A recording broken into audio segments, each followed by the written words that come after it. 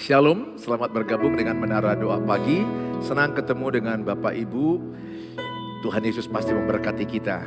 Mari kita senantiasa mencari Tuhan. Mari kita datang kepada Tuhan dan kita berserah kepada Tuhan. Apapun tantangan kita, apapun masalah kita, Tuhan berjanji, Tuhan sanggup memulihkan aku. Tulis dalam kolom chat, Tuhan pasti pulihkan keluargaku. Tuhan pasti pulihkan keluargaku. Itu janji Tuhan. Itu tema kita hari ini. Tuhan memulihkan keadaan kita. Mari kita datang berdoa. Bapa di sorga, dalam nama Tuhan Yesus, kami siapkan hati kami Tuhan dalam menara doa pagi ini. Biarlah setiap kami yang datang menyaksikannya diberkati Tuhan, dipakai Tuhan untuk kemuliaan bagi nama Tuhan. Berkatilah Tuhan tayangan ini menjadi berkat bagi banyak orang. Di dalam nama Tuhan Yesus Kristus kami berdoa. Amin.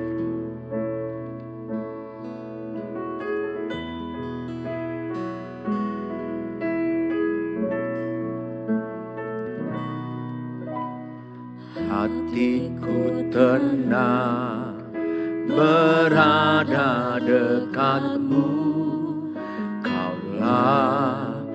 Jawaban hidupku, hatiku tenang berada dekatmu.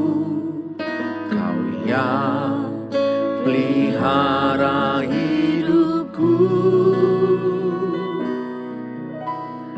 pertolonganmu begitu ajaib. Kau telah memikat hatiku di saat aku tak sanggup lagi. Di situ tanganmu bekerja, pertolonganmu begitu ajaib. Kau telah memikat hatiku.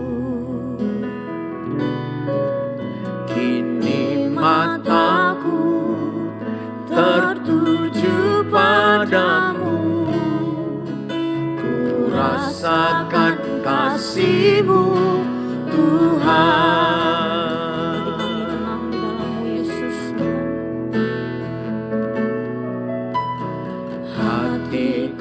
Tenang berada dekatmu. Kaulah jawaban hidupku. Hatiku tenang berada dekatmu. Kau yang pelihara hidupku, pertolonganmu begitu ajaib. Kau telah memikat hatiku di saat aku tak sanggup lagi. Di situ tanganmu bekerja, pertolonganmu begitu ajaib. Kau telah memikat hatiku. Kini mataku tertuju padamu. Ku rasakan kasih-Mu Tuhan. Pertolonganmu begitu ajaib. Kau telah memikat hatiku. Di saat aku tak sanggup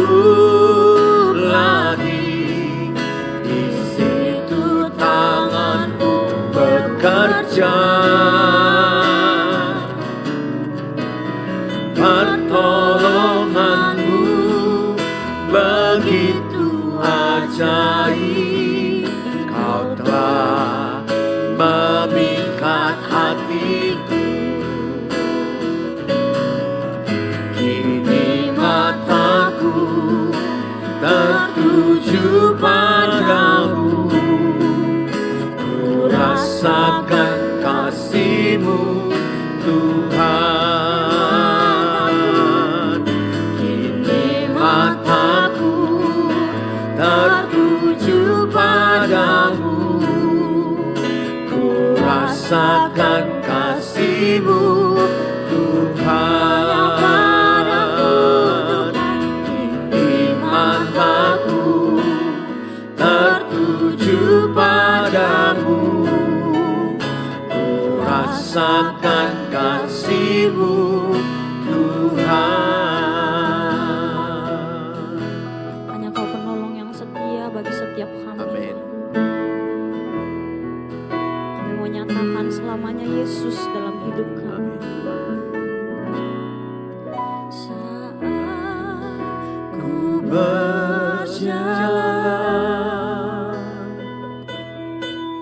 kasih-Mu menerangi langkahku.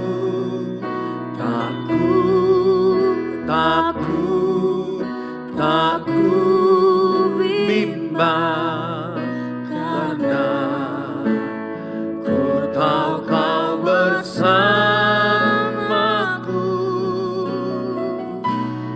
Kau Lebih tahu yang terbaik bagiku.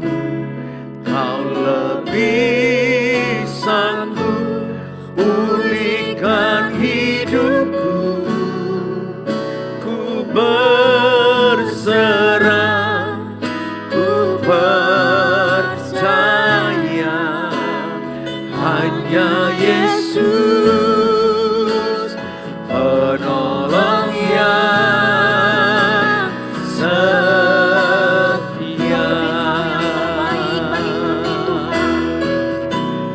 Kau lebih tahu yang terbaik bagiku. Kau lebih sanggup pulihkan hidupku. Ku berserah, ku percaya hanya Yesus penolong yang setia. kami mau katakan Yesus. Saat ku berjalan, kasih-Mu menerangi langkahku.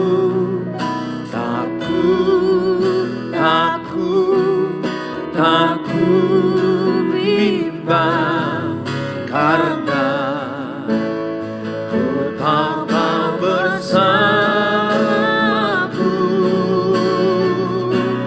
Kau lebih tahu yang terbaik bagiku. Kau lebih sanggup pulihkan hidupku. Ku berserah, ku percaya hanya Yesus penolong yang setia. Kau lebih tahu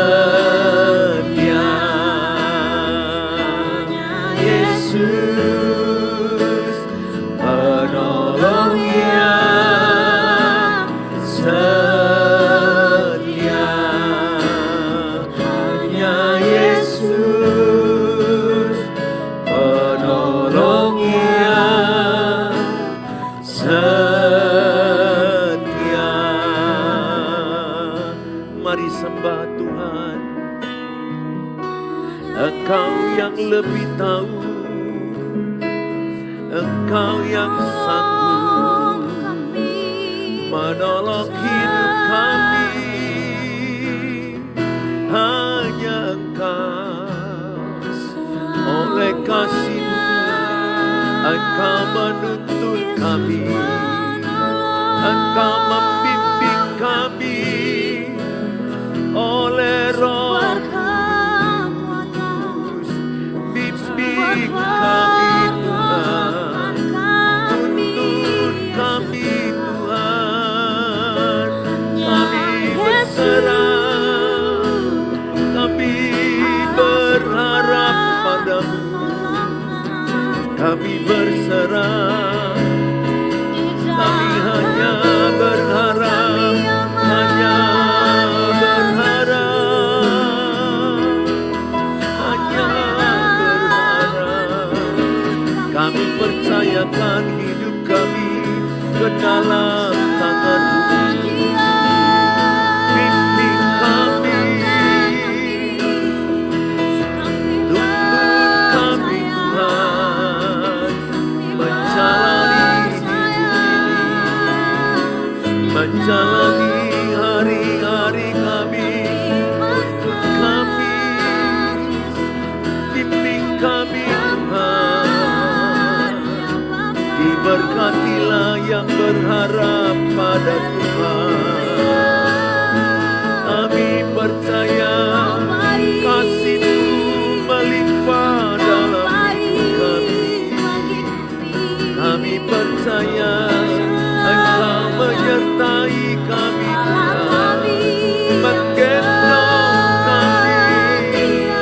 Terima kasih Tuhan, terima kasih.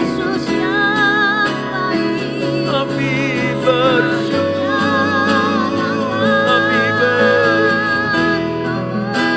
terima kasih Yesus. Segala pujian, segala hormat. Setiap jam, setiap waktu Yesus, kami hanya memerlukan Amin. pertolongan Tuhan, daripada-Mu amin. Tuhan. Amin.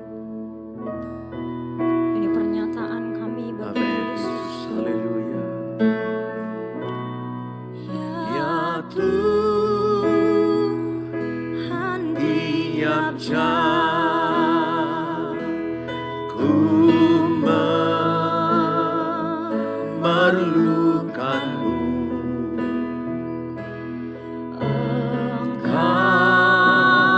Engkaulah yang memberi sejahtera penuh. Setiap jam ya Tuhan, Kau ku perlukan. Ku datang juru selamat, berkatilah.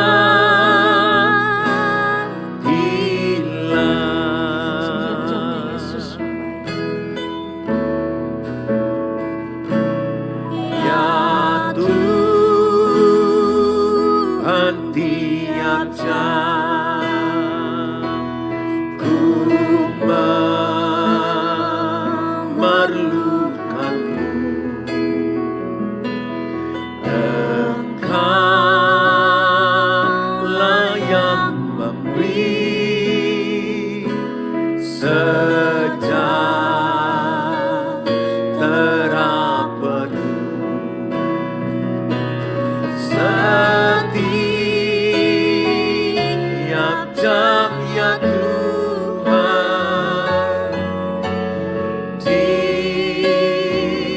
Kau ku perlukan. Ku datang juru selamat, berkatilah.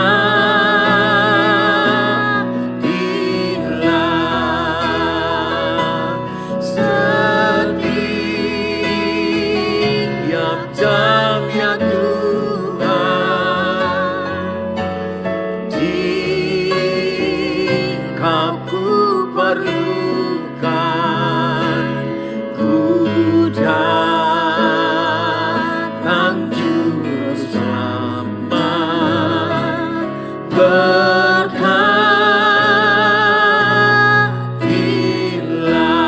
Kami datang Yesus. Ku datang juru selamat, berkatilah.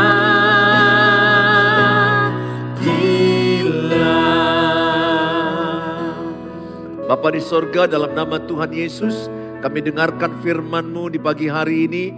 Biarlah setiap umat-Mu yang menyaksikannya diberkati Tuhan, dipulihkan, dikuatkan, diberikan bimbingan firman Allah, menuntun langkah-langkah hidup pernikahan, hidup berkeluarga, berusaha, bekerja, membangun hubungan, dan terlebih menghadapi masalah-masalah kami yang lagi berat kami alami.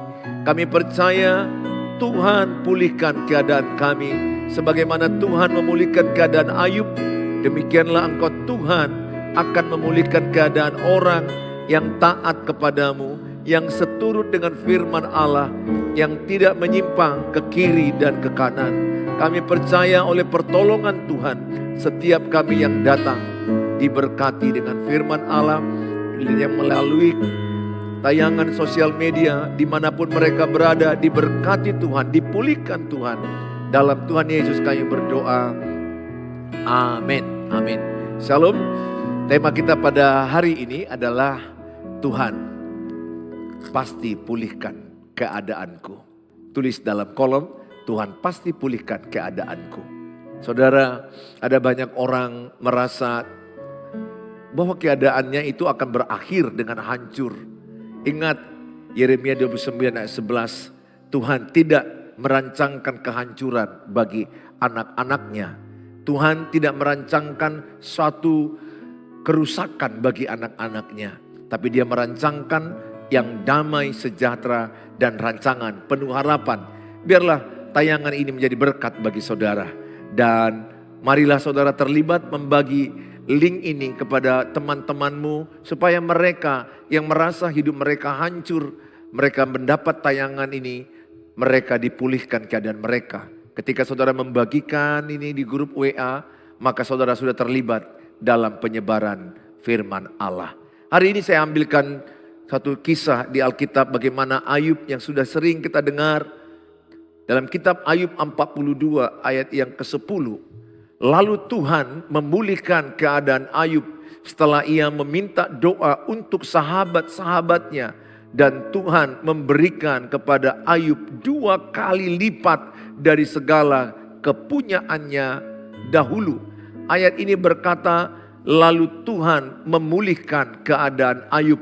Sebagaimana kita ketahui bersama, Ayub mengalami penderitaan yang sangat berat. Yaitu anak-anaknya 10 orang mati. Dan semua usahanya terbakar habis. Dan sahabat-sahabatnya mengolok-olok dia, merendahkan dia. Dan istrinya pun merendahkan iman dia, menghina dia. Dan keadaan tubuhnya ada sakit kulit, di mana ada bisul. Kemungkinan besar itu adalah seperti kanker kulit barak yang ada dalam sekujur tubuhnya. Bertubi-tubi keadaan yang dialami oleh Ayub. Siapakah Ayub? Ayub adalah orang yang saleh. Ayub adalah orang yang takut akan Allah. Di Ayub 1 ayat 1 dikatakan Ayub adalah orang saleh, orang yang takut akan Allah, orang yang baik. Tetapi lihat, orang yang baik mengalami hal yang buruk. Sering sekali pertanyaan ini datang kepada saya. Kenapa saya orang beribadah, orang yang melayani Tuhan, kenapa saya mengalami kejadian-kejadian buruk? Apa maksud semuanya ini? Saudara, Ayub memberikan kita contoh bagaimana meresponi kejadian buruk. Kita nggak bisa tahu apa yang terjadi hari esok. Kita nggak tahu masalah apa besok, minggu depan, tahun depan. Kita nggak bisa tahu terjadi apa yang akan terjadi kepada kita. Tetapi yang bisa kita lakukan adalah bagaimana kita meresponi dengan baik semua masalah itu. Saya mengajak saudara yang menyaksikan tayangan ini, Saya bisa merasakan beberapa di antara saudara seperti merasa frustrasi atau mungkin depresi, merasa tidak ada jalan keluar, merasa hancurlah keusahamu, hancurlah pernikahanmu, hancurlah anak-anakmu, hancurlah hidupmu. Ingat Yohanes 10 ayat 10 bahwa iblis datang mencuri, membunuh, membinasakan. Tetapi Yesus datang memberikan hidup yang berkelimpahan. Oleh karena itu kalau engkau sekarang merasakan hancur, itu bukan keinginan Tuhan. Tuhan tidak mau engkau hancur. Tuhan tidak mau engkau bangkrut atau miskin. Tuhan tidak mau engkau memiliki keluarga yang berantakan. Tuhan mau engkau dipulihkan hari ini. Oleh karena itu, apa yang perlu kita lakukan? Apa yang perlu kita kerjakan ketika ada cobaan atau ujian iman? Ingat, ketika ada satu persoalan dalam hidupmu, ada dua sisi yang bisa terjadi. Yang pertama, sisi daripada iblis itu adalah cobaan hidup. Cobaan hidup itu tujuannya apa? Menghancurkan hal yang buruk, hal yang negatif, hal yang membuat imanmu hancur. Itu adalah tujuan iblis. Pencobaan. Saudara, iblis mencobai. Tuhan tidak mencobai. Tuhan menguji. Apa itu menguji? Hal untuk menguji imanmu, menaikkan imanmu, membangun imanmu. Hal yang positif bagimu. Itu dari Tuhan. Jadi ujian dari Tuhan, cobaan dari iblis.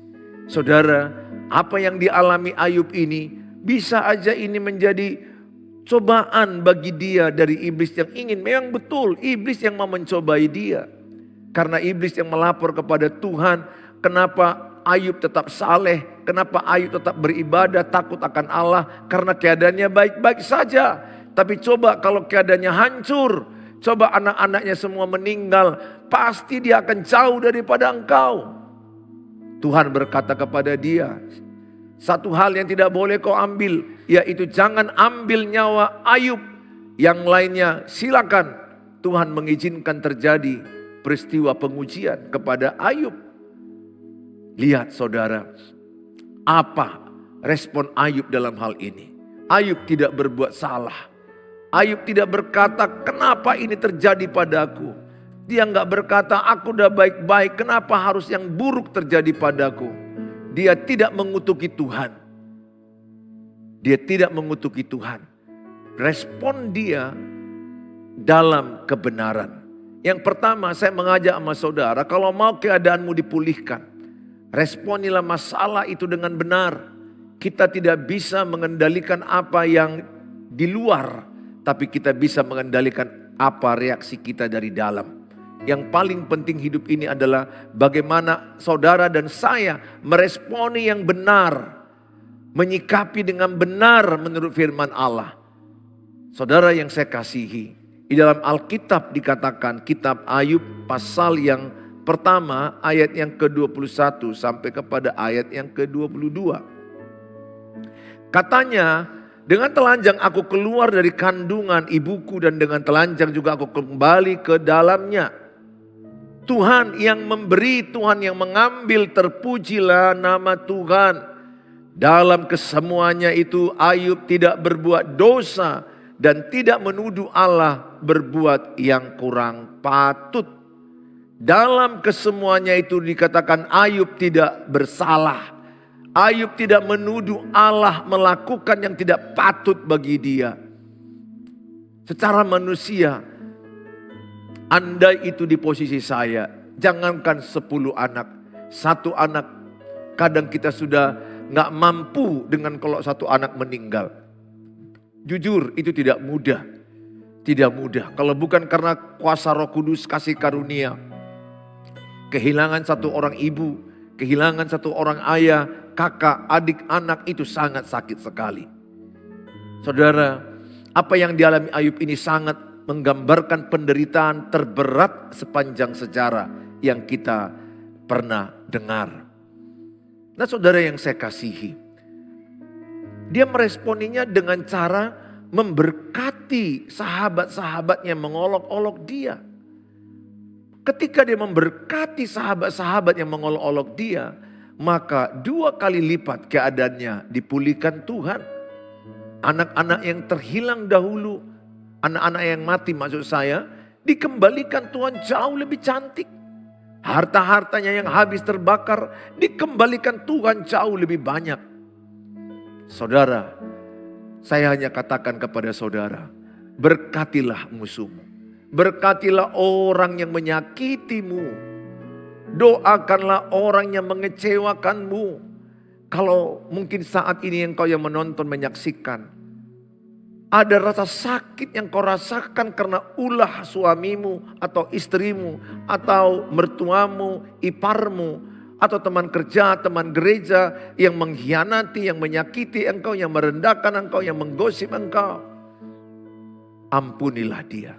Sebagaimana Tuhan mengampunimu, demikianlah engkau mengampuni orang lain. Sebagaimana Tuhan mengampuni saya, demikianlah saya mengampuni orang lain. Ketika engkau tidak memberkati, ketika engkau tidak mengampuni orang yang menyakitimu, itu artinya engkau minum racun atas dirimu sendiri. Mengampuni itu adalah obat. Mengampuni itu adalah perintah Tuhan. Mengampuni itu membuat pintu sorga terbuka bagi kita. Saya jumpa banyak orang yang beribadah, tapi gak mau mengampuni. Gak mau mencakapi. Saudara, dia bilang dia terlalu jahat, dia terlalu kasar, dia terlalu menyakiti aku. Sesakit hati apapun saudara, cerita apapun yang pahit yang pernah dilakukan orang kepadamu, perintah Tuhan mengampuni. Kalau tidak kita lakukan, dosa kita gak diampuni Tuhan. Ada kalanya cerita itu sakit sekali, tetapi oleh kuasa Roh Kudus kita dimampukan untuk mengampuni. Mengampuni bukan kekuatan kita, mengampuni itu kekuatan Roh Kudus. Jangan izinkan hatimu menjadi bait sakit hati. Hati kita, tubuh kita adalah bait Roh Kudus. Tempat tinggal Roh Kudus, bukan tempat tinggal sakit hati. Sakit hati itu sampah. Sakit hati itu racun. Sakit hati itu merusak hidupmu. Sakit hati itu menggagalkan rencana Allah bagimu. Kalau engkau sakit hati peristiwa masa lalu, maka hal itu membuat engkau tidak mampu meraih masa depan. Hanya gara-gara engkau tidak mau mengampuni. Ada banyak orang tinggal dengan sakit hati di masa lalu. Sehingga apa yang mereka lakukan? Mereka membunuh karena mereka dendam, benci, geram. Saudara, ciri anak Tuhan Yesus memberkati musuhnya. Ciri anak Tuhan Yesus mengampuni. Mengampuni itu sudah menjadi natural. Menjadi gaya hidup kita. Oke lah, mungkin mungkin ibu berkata, tapi Pak Pendeta ini 20 tahun suamiku lari dengan perempuan lain. Dia melupakan aku, dia memukul aku, dia mempermalukan aku tidak bisa terima dia lagi. Saya hanya katakan, kalau Roh Kudus engkau andalkan, engkau mampu. Tuhan hanya butuh keputusanmu apakah engkau mau atau tidak mau. Bukan masalah tidak bisa atau bisa. Apakah engkau mau mengampuni. Bapak, engkau bisa berkata, aku mau mengampuni. Kuatkan aku Roh Kudus. Mampukan aku Roh Kudus. Itu yang dibuat Ayub kepada sahabat-sahabatnya yang merendahkan dia ketika dia terpuruk. Ketika dia mengalami banyak musibah, sahabat baik pun bisa merendahkan kita. Dengar Bapak Ibu, teman senang itu banyak, teman sakit itu Tuhan Yesus dan bersama keluarga. Keluarga pun dalam hal ini istri Ayub merendahkan dia. Ada juga istri yang merendahkan suami.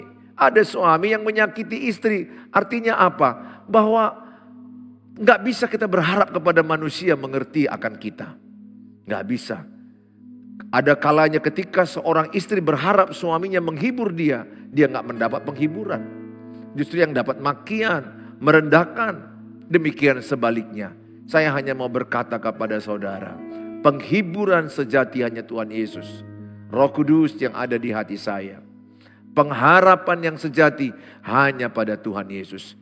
Jangan mau berharap kepada manusia. Jangan mau berharap kepada orang-orang hebat. Berharaplah kepada Tuhan Yesus. Lihat apa yang dialami Ayub. Setelah dia memberkati musuhnya, memberkati orang yang menyakiti dia, 2 kali lipat dia dipulihkan Tuhan. Responi masalahmu dengan benar. Responi penderitaanmu dengan benar. Sesakit hati apa keadaanmu dibuat pasanganmu. Jangan simpan sakit hati di hatimu. Jangan simpan kecewa di hatimu. Lepaskan pengampunan. Lihat, ketika engkau mengampuni dan memberkati orang yang menyakitimu, pintu sorga terbuka bagimu. Dalam kitab Yesaya 59 ayat 1-2. Bukan kurang panjang tanganku menolong engkau. Bukan kurang lebar telingaku mendengarkan doamu. Tetapi yang memisahkan engkau dengan Tuhan adalah dosa dan kejahatanmu. Oleh karena itu, ampunilah. Lihat tangan Tuhan menolong engkau dengan cara Tuhan. Caramu mungkin sudah habis. Caramu mungkin tidak bisa lagi. Engkau sudah habis cara. Tapi kalau engkau mengandalkan Tuhan, Tuhan punya cara. Ada banyak peristiwa yang kadang ku alami. Aku gak tahu lagi kayak mana menghadapi ini. Bagaimana membayar ini. Bagaimana menghadapi istri. Bagaimana masalahku seperti ini. Jujur saya berkali-kali menghadapi. Saya tidak tahu caranya. Tapi ketika aku datang kepada Tuhan. Dan hatiku kubebaskan dari sakit hati dan aku melepaskan pengampunan. Tuhan selalu punya cara. Tulis dalam kolom chat, katakan, Tuhan selalu punya cara menolongku. Tulis dalam kolom chat, Tuhan selalu punya cara menolong hidupku. Percayalah, di luar pikiranmu cara Tuhan menolong. Di luar yang kau perkirakan, Tuhan menolong. 1 Korintus 2 ayat 9, apa yang tidak pernah kau pikirkan, apa yang tidak pernah kau lihat, apa yang tidak pernah kau dengar, Tuhan berikan kepadamu. Oleh karena itu bagianmu apa? Responi dengan benar. Justru kesulitan-kesulitan itu diizinkan Tuhan untuk menuntun engkau kepada level yang naik, level yang baru. Bukankah Roma 8 ayat 28 berkata, Allah turut bekerja mendatangkan kebaikan bagi orang yang mengasihi Dia. Justru kesulitan-kesulitan itu sering sekali membawa kita kepada level yang lebih naik. Tidak ada orang naik kelas tanpa ujian. Semua sekolah, TK, SD, SMA, sampai kuliah, semuanya ada ujian. Ujian itu menaikkan level iman kita. Dalam kitab 1 Petrus dikatakan bahwa masalah pencobaan itu adalah ujian iman. Jadi sering sekali kita menghadapi ujian iman. Semangatlah menghadapi ujian imanmu. Lihat apa dikatakan oleh Ayub. Bahwa dia akan tampil seperti emas. Ayat 23 ayat 10. Karena ia tahu jalan hidupku. Seandainya ia menguji aku akan timbul seperti emas. Ayub timbul seperti emas.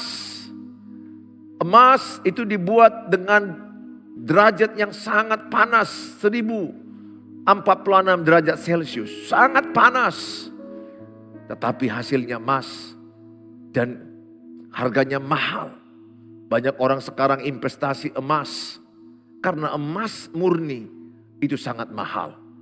Saudara, ketika Tuhan menguji engkau, Tuhan mau engkau tampil seperti emas, timbul seperti emas. Engkau tidak menyalahkan Tuhan. Engkau tidak menyalahkan orang lain. Tidak menyalahkan sahabat-sahabatmu. Ingat, situasi hidupmu adalah tanggung jawab hidupmu. Damaimu tanggung jawab hidupmu. Damai saya bukan tanggung jawab orang lain. Tanggung jawab saya. Oleh karena itu, masalah yang diizinkan Tuhan itu hanyalah ujian iman. Tulis dalam kolom chat, masalah itu adalah ujian iman.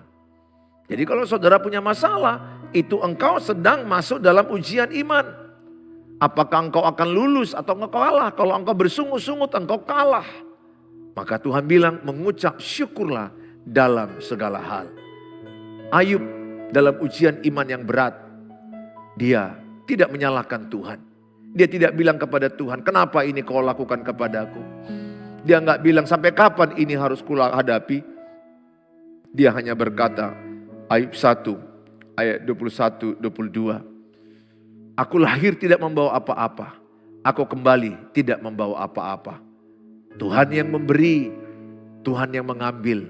Terpujilah nama Tuhan. Itu adalah wujud dia berserah kepada Tuhan. Sehingga dia tidak berpikiran negatif kepada Tuhan. Saudara, demikian juga Abraham ketika dia mempersembahkan Ishak. Dia percaya Tuhan. Yang terbaik perintah Tuhan. Berat ujian Abraham. Anak tunggal. Anak yang dinantikannya sangat lama. Tapi dia persembahkan. Lihat ketaatan dia. Mendatangkan mujizat. Ishak tidak disembelih. Ada domba di belakangnya. Yang disediakan Tuhan. Saudara, saya katakan dalam nama Tuhan Yesus. Apapun persoalanmu. Itu hanyalah ujian iman. Tetaplah engkau kuat. Tetaplah engkau percaya. Bahwa ada kebaikan Tuhan. Responi dengan benar. Jangan mengeluh. Jangan menyalahkan. Apabila Bapak dan Ibu meresponi masalah dengan taat dengan firman Tuhan. Tidak menyimpang ke kiri dan ke kanan. Alkitab katakan Yosua 1 ayat 8. Engkau akan berhasil dan beruntung. Tuhan Yesus memberkati Bapak Ibu. Semangatlah di dalam ujian iman. Aku tahu beberapa di antara saudara sedang berat-beratnya ujian imanmu. Tuhan menyertai kita semuanya. Ya, tetap semangat, kuatkan hatimu, teguhkan imanmu, dan percayalah bahwa di dalam ujian imanmu ada rencana Tuhan yang indah dalam hidupmu. Jangan miliki mental stroberi. Ada anak muda sekarang kan namanya generasi stroberi. Ya, generasi stroberi itu kan kita lihat di luarnya merah, tapi lembek. Kita tekan sedikit langsung penyet. Dan kalau kita lihat sebaliknya generasi durian di luarnya itu keras, kita tekan kita yang lebih kena.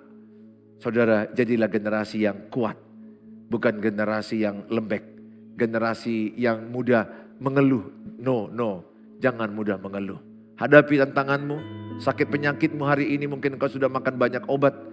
Percayalah, Tuhan katakan dengan iman dalam nama Tuhan Yesus. Aku sembuh, aku sehat, urapi obat-obatku, urapi dokter, urapi rumah sakit, aku sembuh. Percayakan kepada Tuhan, makan obat, hidup teratur, hidup benar, berserah kepada Tuhan. Nah saudara, anak-anak mungkin masih jahat, katakan dalam nama Tuhan Yesus, anak-anakku bertobat. Anak-anakku dipulihkan, anak-anakku dimenangkan, anak-anakku jadi hamba Tuhan, anak-anakku mungkin jadi dokter, jadi pengusaha, jadi orang hebat ke depannya, takut akan Tuhan. Saudara, apa yang kau takutkan itu akan jadi padamu. Apa yang kau cemaskan itu akan jadi padamu. Apa yang kau pikirkan terus menerus itu jadi padamu. Pikirkan yang baik, pikirkan yang manis, pikirkan yang suci, pikirkan yang sedap didengar, maka itu yang jadi pada saudara. Tuhan Yesus memberkatimu. Selamat berjuang dalam ujian imanmu. Aku tahu beberapa di antara saudara sangat susah hidupmu.